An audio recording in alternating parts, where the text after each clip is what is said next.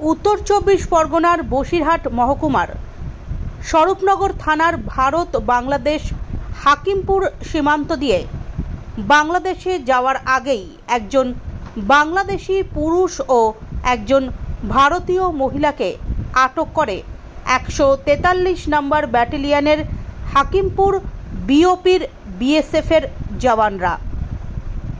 জিজ্ঞাসাবাদের পর কোনো বৈধ কাগজপত্র না থাকায় তাদেরকে স্বরূপনগর থানার পুলিশের হাতে তুলে দিলে পুলিশ তাদেরকে প্রাথমিক জিজ্ঞাসাবাদ করে জানতে পারে কাজের সন্ধানে ভারতে থাকতো ওই বাংলাদেশি যুবক।